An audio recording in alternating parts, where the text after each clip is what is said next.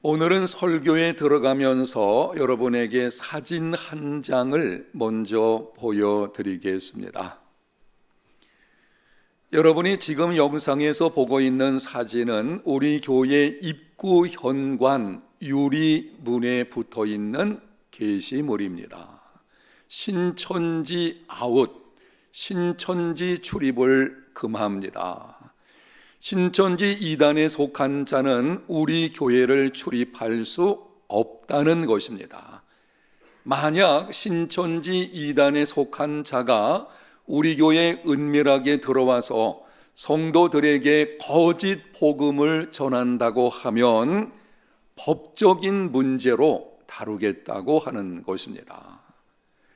출입을 금했는데도 들어왔다. 이거는 무단 출입 죄에 해당될 것이고, 그래서 절대 신천지 이단에 속한 자는 들어오지 않게 하려는 의도로 이것을 걸어 놓은 것입니다. 우리 교회뿐만이 아니고 정통 교회에서 이렇게 게시물을 걸어 놓는 이유가 무엇입니까? 그 이유를 예수님께서 이렇게 말씀하셨습니다. 거짓 선지자들을 삼가라. 양의 옷을 입고 너희에게 나오나 속에는 노략질하는 일이라. 이단은 양의 옷을 입고 나오지만 속에는 노략질하는 이리와 같은 자들이기 때문입니다. 겉으로 보기에는 예의 바르고 인간미가 있고 온갖 좋은 말과 모양으로 접근합니다. 신천지 이단에 속한 사람들이 접근하는 방식, 요즘 최근에는 잘 모르겠습니다. 그러나 전에 이런 방식으로 접근해 가지고 미혹을 했습니다. 어제 꿈에 당신이 힘들어하는 것을 보았는데 요즘 뭐 어려운 일이 있어? 마치 생각하는 것처럼 이렇게 접근을 하게 되죠.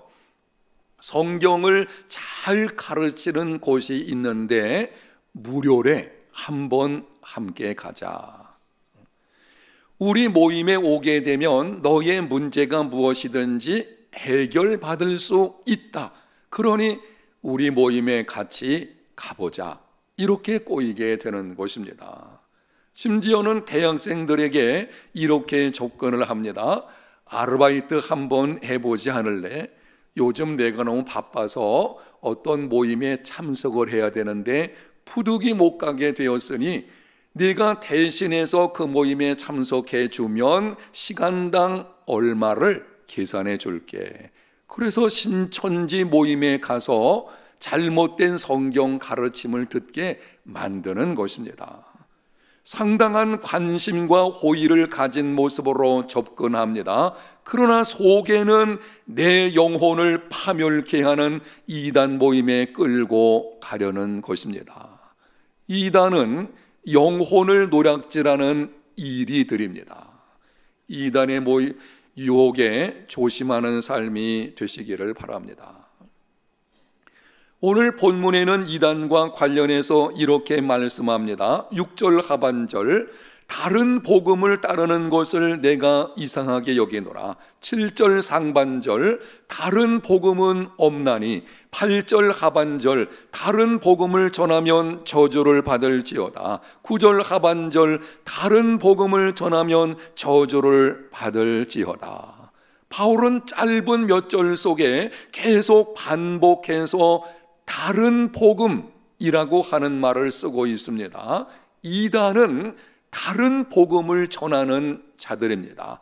그리고 다른 복음은 복음이 아닙니다. 복음과 다른 것, 저와 여러분이 이미 오래 전부터 받아들인 복음, 우리가 지금 따르고 있는 복음과 다른 복음을 전하는 것, 그들이 이단입니다. 역사적 정통 교회가 지금까지 지켜왔던 복음을 변절시켜서 다른 복음을 전하는 사람들, 이 사람들이 이단에 속한 사람들인 것이고, 분명하게 다시 한번 말씀을 드립니다.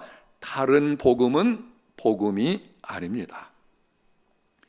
복음은 생명을 살리는 것이지만 다른 복음은 영혼을 파멸케 합니다. 복음 안에는 의와 평강과 자유가 있지만 다른 복음 안에는 정죄와 눌림과 억압이 있습니다. 우리 주변에 보게 되면 다른 복음을 전하는 수많은 이단들이 있습니다. 여러분에게 언젠가 한번 이 이단의 종류에 관해서 말씀을 드릴 기회가 있을 것입니다. 오늘은 다만 이 이단들 가운데서도 교회를 가장 해롭게 만드는 이단 3가지만 말씀드린다면, 제일 먼저는 신천지 이만희 거기입니다.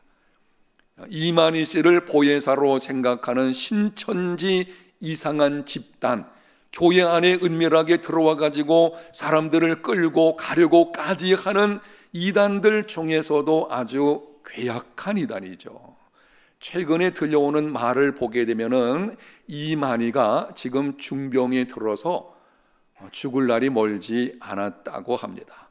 신천지에 속한 사람들은 이만희가 죽지 않는다고 생각하거든요. 세상에 죽지 않는 사람이 어디 있겠습니까? 문제가 앞으로 일어날 것으로 보여지고요. 두 번째는 안상홍 하나님의 교회. 안상홍이 오래전에 죽어서 석계 공원묘지에 지금 묻혀 있습니다.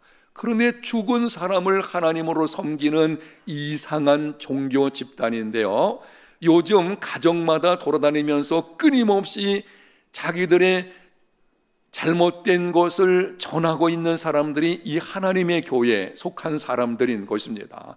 여러분들이 조심하셔야 합니다. 그리고 세 번째는 박옥수 구원파. 이 구원파가 이단인데요, 구원파는 여러 가지 계열들이 있습니다. 그 중에서도 교회를 가장 해롭게 하는 것이 박옥수 구원파입니다. 죄사함과 거듭남의 비밀이라는 주제를 가지고 대대적으로 매년 매스컴을 통해서 홍보하죠. 그리고 KBS 홀이나 아니면 무슨 체육관 같은 데 빌려가지고 집회하는 경우들이 있게 되어지는데요, 죄사함과 거듭남의 비밀, 요 말만 들으면 참 솔깃하지 않습니까? 절대 그런 모임에 가서는 안 될 것입니다. 이단은 다른 복음을 전하는 자들이고 다른 복음은 복음이 아닙니다. 이단의 미혹을 조심하는 우리 해운대 제일교회 성도들이 다 되시기를 바랍니다. 그런데 다른 복음이 분명함에도 교회 안에서 쉽게 용납되어지는 것이 있습니다. 분명히 다른 복음이에요. 복음이 아닌데도 마치 성도들 가운데서 복음처럼 착각하면서 그러한 모습으로 살아가는 것이 있는데, 그것이 바로 율법주의라는 것입니다.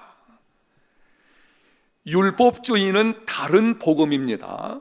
율법주의를 따르게 되면 잘못된 신앙생활을 하게 되고 복음 안에 있는 자유와 기쁨과 평안을 누리지 못하게 됩니다. 율법주의에 사로잡혀 있게 되면은 구원에 대한 확신도 흔들리게 되는 것을 보게 됩니다. 오늘 본문에 등장하는 갈라디아 교회 성도들이 그러했습니다. 갈라디아 교회는 사도 바울이 죽음을 무릅쓰고 세운 교회들입니다. 갈라디아 교회들, 이 말은 갈라디아 지방에 속한 교회들을 말하는 것입니다. 바울이 갈라디아 지방에서 몇 개의 교회를 세웠거든요. 생명의 복음을 전하는 중에 아주 어렵게 몇 개의 교회를 세웠고, 거기서 예수 그리스도의 복음을 그들에게 잘 가르쳐 주었습니다. 그런데 바울이 갈라디아 지방을 떠난 후 얼마 지나지 않아서 팔레스틴 지역에 살고 있었던 것으로 추정되는 거짓 유대 선생들이, 유대인 출신의 이 거짓 선생들이 갈라디아 교회를 찾아온 것입니다. 그리고는 이렇게 전해 주었습니다. 예수님을 믿는 믿음으로만으로는 부족하다. 너희들이 구원을 받으려면 예수 믿는 믿음에다가 율법을 지키는 것을 더해야 된다. 특별히 할례를 받아야 할 것이고 안식일을 지켜야만 구원받는다. 이렇게 가르친 것입니다. 성도들 가운데서 솔깃해가지고는 그것을 따르는 사람이 있게 되었습니다. 소식을 들은 바울은 거룩한 분노를 금할 수가 없었습니다. 아니, 불과 얼마 전에 예수 그리스도의 복음에 대해서 가르쳐 주었는데 이 거짓 선생들이 들어와 가지고는 율법주의, 잘못된 가르침하는 것을 솔깃해 가지고 따라가다니 바울의 마음속에 통탄함을 금할 길이 없어 가지고는 오늘 본문 8절과 9절에 보게 되면 바울이 격앙 가운데서 이렇게 기록을 합니다. 그러나 우리나 혹은 하늘로부터 온 천사라도 우리가 너희에게 전한 복음 위에 다른 복음을 전하면 저주를 받을지어다. 우리가 전에 말하였거니와 내가 지금 다시 말하노니 만일 누구든지 너희가 받은 것 외에 다른 복음을 전하면 저주를 받을지어다. 바울이 반복해서 하는 말씀을 주목하여 보십시오. 다른 복음을 전하면 무엇을 받을지어다? 저주를 받을지어다. 이 그리스도인이 입에서 저주의 말을 한다는 것은 정말 쉽지 않습니다. 내가 누군가를 저주한다는 것 여러분 입 밖에 내지 마십시오. 아주 부득이한 경우에 이런 말들이 나오게 되어지는데요. 로마서 9장에 보게 되면은 바울이 로마 교회에 편지를 합니다. 그런데 그 편지 내용 중에 이런 글이 있습니다.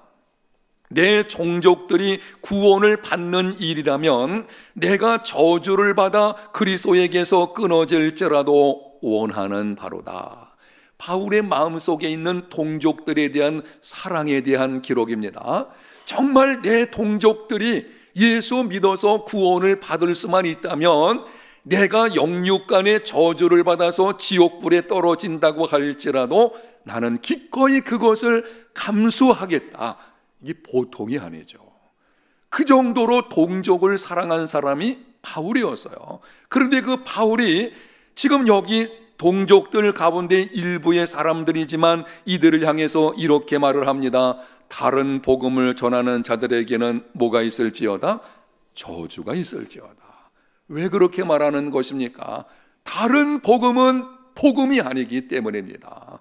율법주의는 다른 복음을 따르는 것이고 그것은 잘못된 것이기 때문에 율법주의를 따르는 것은 영혼을 파멸로 이끄는 거짓된 길로 나가는 것이기 때문에 그래서 바울은 아주 엄하게 여기서 말하고 있는 것입니다. 여러분, 여기서 우리가 한 가지 분명히 짚고 넘어갈 것이 있는데요. 이단에 속해 가지고 다른 복음을 전하는 자들에게는 저주가 있습니다. 몇 가지 저주가 있는 것을 보게 되는데 이단에 속해 있는 동안 거짓을 진리로 믿는 저주가 있어요. 이게 심각한 것이죠. 분명히 거짓된 것인데 그것을 진리로 믿고 있는 것, 이것이 바로 저주받는 것입니다. 다른 사람을 미혹함으로 장차 주님 오시는 날에 더 무서운 심판을 쌓는 저주가 있습니다. 거짓 복음을 전하게 되면 거기에 미혹되는 사람이 있게 될 것입니다. 분명히 잘못되고 아주 심각한 죄 가운데 있는 것입니다. 자꾸 이 사람들이 거짓 복음을 전한다는 것은 장차 주님 오실 날에 심판에 더 무서운 것을 쌓게 되는 것입니다. 바로 이게 저주죠. 자손들까지 거짓을 진리로 알게 만드는 저주가 있습니다.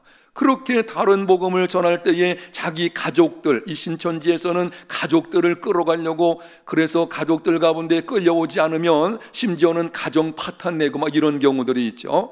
이게 무서운 저주 가운데 하나거든요.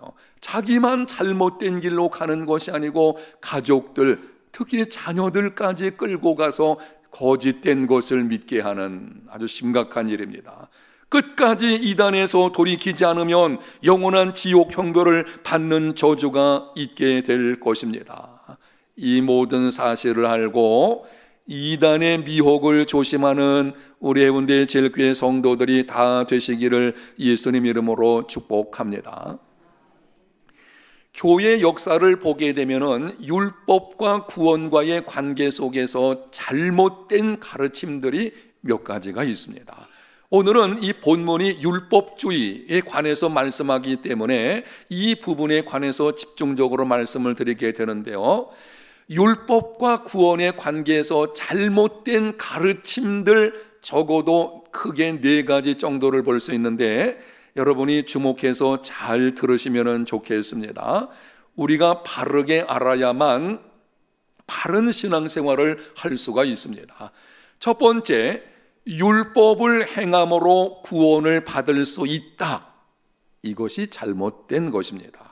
성경에 기록되어진 율법들을 잘 지키면 구원받을 수 있다? 아니요, 그렇지 않습니다. 성경에 기록되어진 율법을 온전히 지킬 수 있는 사람 아무도 없습니다.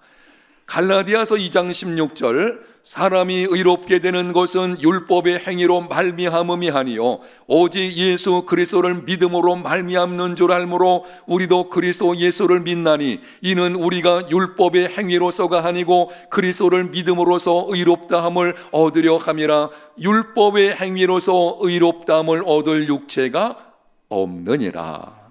아멘. 아주 분명하게 성경은 기록을 합니다. 여기에 다른 군더더기가 없어요. 율법을 행함으로 의롭다함을 얻을 육체가 없다. 그래서 율법주의는 다른 복음입니다. 오직 하나님의 은혜로 예수님을 믿음으로만 구원받는 줄로 믿습니다. 두 번째 잘못된 가르침은 예수님 믿는 자들은 더 이상 율법을 지킬 필요가 없다. 이 반율법주의인데요. 율법주의를 반대하다 보니까는 율법 무용론까지 들고 오는 이상한 사람들이 있는 것을 보게 됩니다.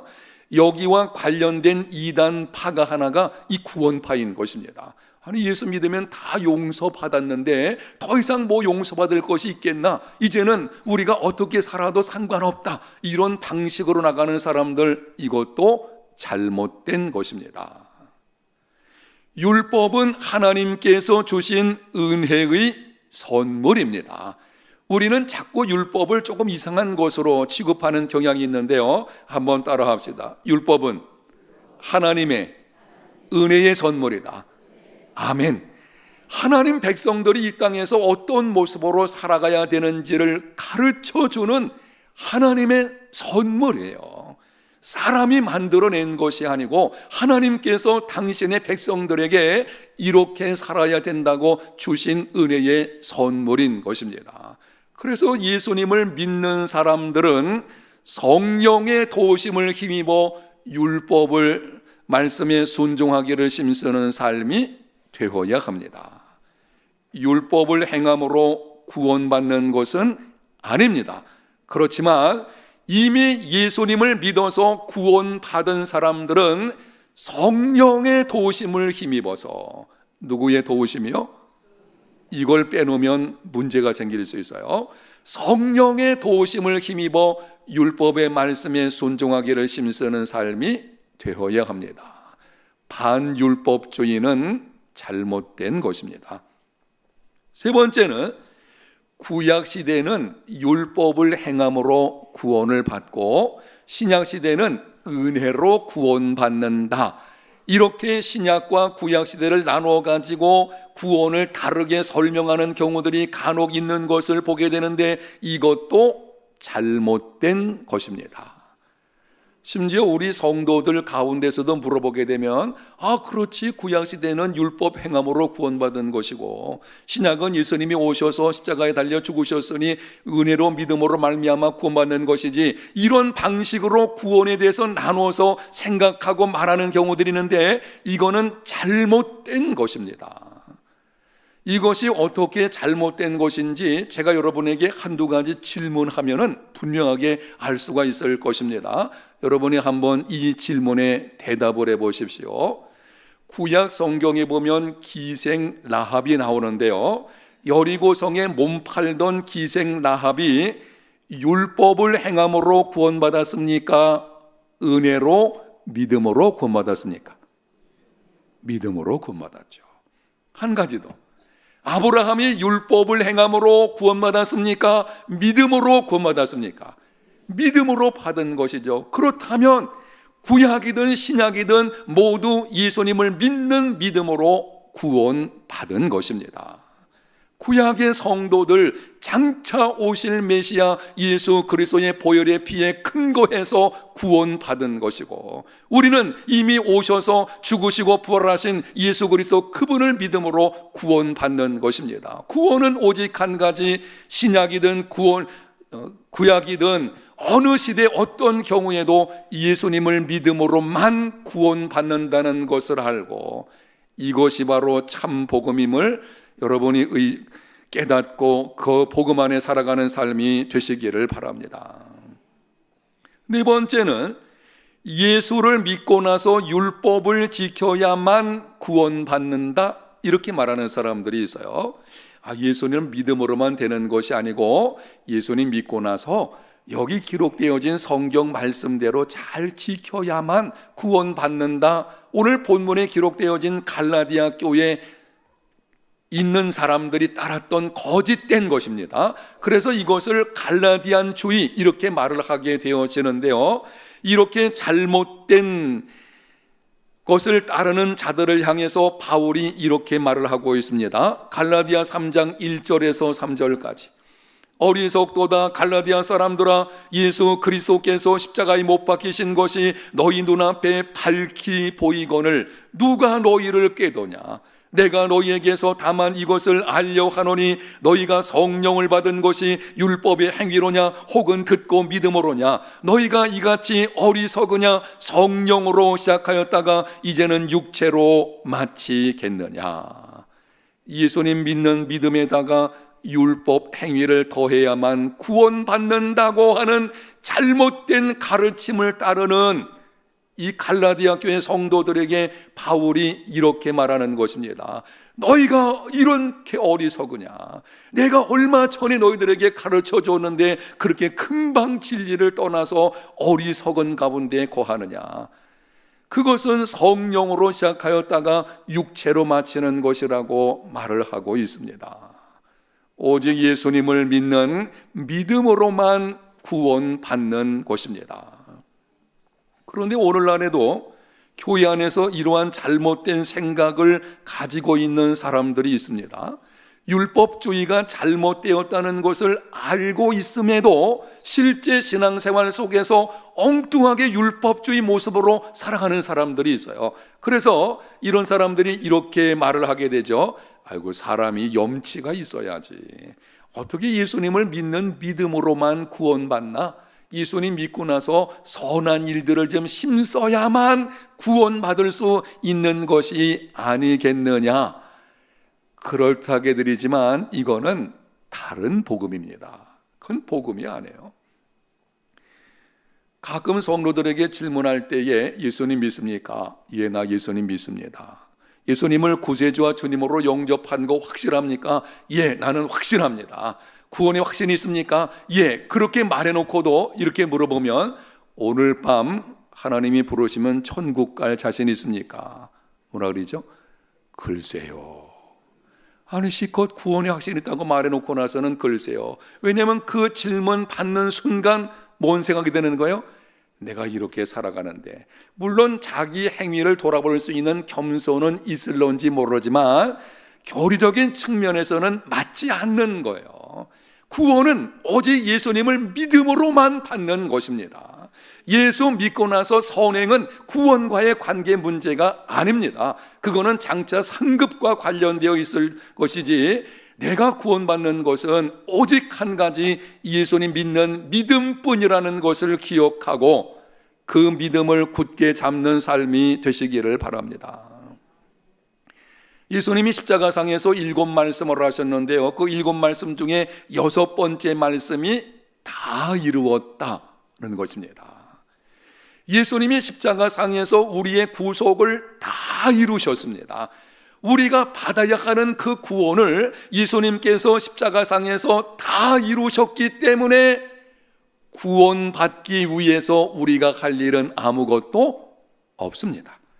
우리가 구원받기 위해서 할 일이라고는 우리 어떤 행위에 있는 것이 아니고 예수님이 십자가상에서 다 이루어 놓으신 구원을 하나님의 은혜로 선물로 믿음의 손을 들어서 그냥 받기만 하면 되는 것입니다. 이것이 복음이거든요. 신약성경 히브리서 10장 11절과 12절에 보면 예수님의 승천과 관련해서 이렇게 기록합니다. 제사장마다 매일 서서 섬기며 자주 같은 제사를 드리되 이 제사는 언제나 죄를 없게 하지 못하거니와 오직 그리스도는 죄를 위하여 한 영원한 제사를 드리시고 하나님 우편에 앉으사. 여러분이 영상에 보고 있는 이 말씀에서 두 단어가 비교되고 있는데요, 한번 따라 합시다. 서서, 앉으사. 구원과 관련해 가지고 이 두 단어가 아주 중요한 의미를 가지고 있습니다. 구약 제사장들은 성막에서 섬길 때에 언제나 서서 섬겼습니다. 성막 안에는 의자가 없었습니다. 오랜 시간 동안 그곳에서 여러 가지 일을 처리하면서 섬겼지만 앉는 의자가 없었다라고 하는 것은 구속사적인 의미에서 본다면 구원이 아직 완성되지 않았다는 것입니다. 구약의 짐승의 제사가 사람의 죄를 능히 사하여 줄 수 없습니다. 그래서 계속 반복해서 제사를 드리게 되어진 것입니다. 그러나 예수 그리스도는 자기 몸을 단번에 영원한 제사로 드리신 것이고, 그래서 그분이 구원을 완성하셨기 때문에 이제는 하나님 보좌 우편에 앉아 계시는 것입니다. 앉으셨다는 것은 구원이 완성되었다는 것입니다. 구원은 예수 그리스도께서 십자가상에서 완성하셨기 때문에 우리가 할 일은 아무것도 없습니다. 다만 하나님의 은혜로 하나님의 선물을 믿음의 손을 들어서 받기만 하면 되는 것입니다. 아멘. 이것이 바로 복음입니다. 그래서 에베소서 2장 8절과 9절에 분명하게 이렇게 기록을 합니다. 우리 영상에 있는 말씀을 같이 한번 읽어보겠습니다. 너희는 그 은혜에 의하여 믿음으로 말미암아 구원을 받았으니 이것은 너희에게서 난 것이 아니요 하나님의 선물이라. 행위에서 난 것이 아니니 이는 누구든지 자랑하지 못하게 함이라. 아멘. 율법주의는 다른 복음입니다. 믿음 더하기 선행도 동일한 율법주의입니다. 율법을 행함으로 구원 얻을 수 있다라고 하는 율법주의도 잘못된 것이고, 그리고 믿음 더하기 율법도 사실은 들여보다 보게 되면 선행이 율법을 행하는 것이 구원을 결정하는 것이기 때문에 동일한 율법주의나 마찬가지인 것입니다. 이런 율법주의에 빠지지 않는 삶이 되려면 어떻게 해야 되겠습니까? 여러분에게 몇 가지 간략하게 말씀을 드리겠는데요, 많은 성도들이 이런 경우들이 있어요. 율법주의가 잘못인 것을 알면서도 그 삶을 들여다보게 되면 율법주의 삶이 되어지고 있어요. 그러다 보니까 예수님 믿어도 감격도 없고 기쁨도 없고 자유도 없고 늘 뭔가 예수 믿는 것이 짐스럽고 섬기는 것이 무거운 짐이 돼서 마지못해 하는, 억지로 끌려다니는 이런 삶의 모습이 있는 것을 보게 되는데요, 이런 삶이 되지 않으려면, 정말 복음 가운데 살아가는 삶이 되려면 어떻게 해야 되는지 몇 가지를 간략하게 결론으로 좀 말씀을 드리게 될 것입니다. 여러분이 주목해서 한번 잘 들어보시기 바랍니다. 첫 번째는 구원은 전적인 하나님의 은혜임을 명심해야 됩니다. 구원은 전적인 하나님의 무엇이라고요? 은혜입니다. 우리의 구원을 위해서 아버지 하나님께서 독생자를 보내주셨습니다. 독생자이신 성자 하나님께서 자신을 십자가에 내어주셨습니다. 성령 하나님께서 믿음을 주심으로 구원을 받게 하셨습니다. 구원을 계획하신 분도 하나님이시고 구원을 이루신 분도 하나님이시고 이루어진 구원을 믿음으로 받아들일 수 하시는 분도 하나님이십니다. 구원은 전적인 하나님의 은혜로 되는 것입니다. 은혜의식으로 행하는 삶이 되시기를 바랍니다.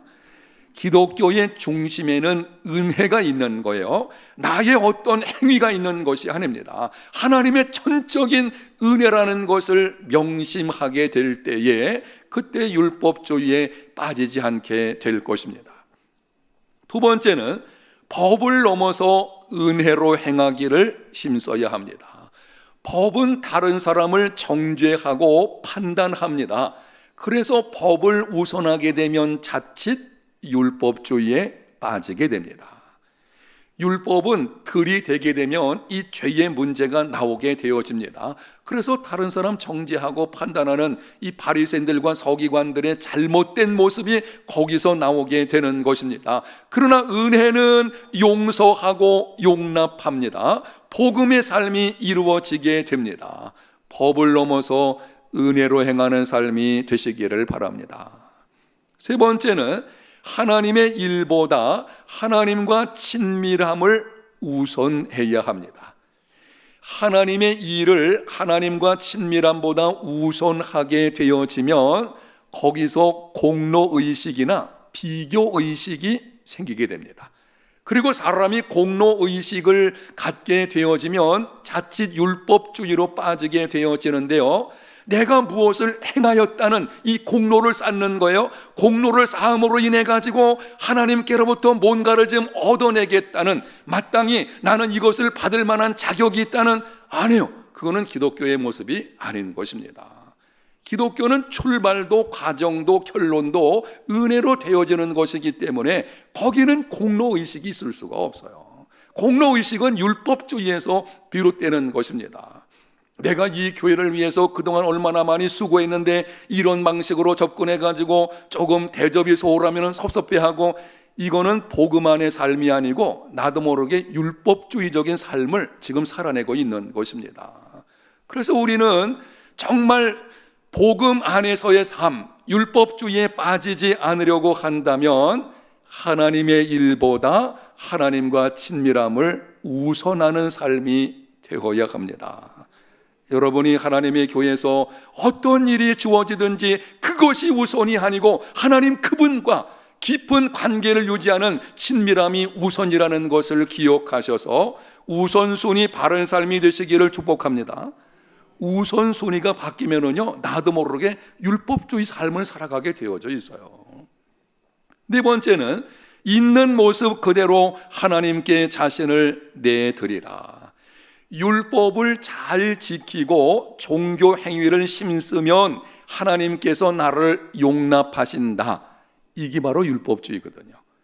내가 이렇게 힘쓰면, 내가 수고하고 내가 어떤 거룩을 힘쓰고 내 스스로의 노력을 통해서 하나님께로부터 뭔가를 좀 받아내려고 하는 것, 여기서 율법주의가 일어나게 되어지는 것입니다. 그러나 은혜는 그렇지 않습니다. 하나님은 지금 현재 나를 있는 모습 그대로 예수 그리스도 안에서 사랑하시는 줄로 믿습니다. 내가 예수 그리스도 안에 있기 때문에 용납되어지는 것이지 내가 많은 종교 행위를 해서 용납되는 것이 아닙니다. 사람들이 착각하는 경우가 있어요. 내가 노력해가지고 변화를 시키면 하나님의 은혜를 받을 수 있을 것이다. 그래서 나의 노력을 통해서 하나님의 은혜를 따내려는 경우들이 있는데, 이거는 은혜가 아니에요. 은혜는 무슨 대가로 주어지는 것이 아닙니다. 이게 거꾸로입니다. 복음은 무엇인가 하면 은혜를 통해서 변화가 이루어지게 되는 것입니다. 내가 변화되어 가지고 은혜 받으려 하지 말고, 은혜 받으면 하나님 그분의 은혜가 임하게 되면 우리의 삶이 송두리째 바뀌어지는 역사가 있게 되는 줄로 믿습니다. 예수 그리스도 그분을 믿는 것이 은혜거든요. 예수 믿는 믿음이 나를 변화시키는 것입니다. 내가 노력함으로 내가 변화되는 것이 아니거든요. 내가 노력해서 나를 변화시키려고 하니 이게 너무 힘든 거예요. 애쓰고 몸부림치지만 잘 되질 않습니다. 이게 율법주의적인 사고방식이거든요. 그렇지 않습니다. 늘 하나님을 은혜 가운데서 거하기를 힘쓰는 삶이 되시기를 바랍니다. 그러니까 은혜 받은 만큼 내가 변화되게 돼 있어요. 저는 가끔 그런 생각을 합니다. 이 성도들 가운데 변화가 잘 안 돼도 뭐 언젠가 은혜 받으면 변화되겠지. 아멘. 은혜 받으면 뭐 된다고요? 변화되는 것이거든요. 은혜 자리 나오기를 힘쓰는 삶이 되어야 합니다. 다섯 번째는 범사의 성령을 따라서 행해야 합니다. 구원받는 믿음을 주시는 분이 성령이십니다. 그 믿음이 자라게 하시는 분도 성령이십니다. 그 믿음의 열매를 맺게 하시는 분도 성령이십니다. 그래서 범사의 성령의 인도하심을 따라 살게 되면 율법주의에 빠지지 않는 정말 참된 믿음을 가지고 복음 안에서의 삶이 이루어지게 되는 것입니다. 영상에 기록되어진 이 말씀 여러분이 꼭 기억했으면 좋겠다 싶어서 우리가 자칫 다른 복음을 따라갈 수 있거든요. 이런 일이 생기지 않도록 여러분의 이해를 돕기 위해서 제가 번호 읽을 테니까 여러분이 한번 읽어주십시오. 1번, 2번, 3번, 4번, 5번. 아멘. 여러분, 이러한 삶을 통해 복음 안에 거하는 믿음의 걸음이 다 되시기를 바랍니다. 사랑하는 성도 여러분, 다른 복음은 복음이 아닙니다. 여러분이 이미 받은 복음, 여러분이 사실은 복음을 받았어요. 그래서 예수님 믿고 있습니다. 믿음 안에 살아가고 있습니다. 여러분이 지금 이미 받은 그 복음을 굳게 붙잡고 어떤 다른 복음을 제시가 되어진다고 할지라도 흔들리지 않는 믿음의 삶이 되시기를 바랍니다. 여러분이 받은 복음, 그 복음을 붙들고 그 복음 안에 살아가는 중에 진정한 그리스도인의 삶을 살아가는 우리 해운대 제일교회 성도들이 다 되시기를 예수님 이름으로 축복합니다. 하나님 아버지, 다른 복음이 어떤 것인지를 듣게 하셔사오니 이미 받은 복음을 굳게 붙잡고 복음 안에 살아가는 우리 모든 성도들이 다 되게 하여 주시옵소서. 예수님 이름으로 기도합니다. 아멘.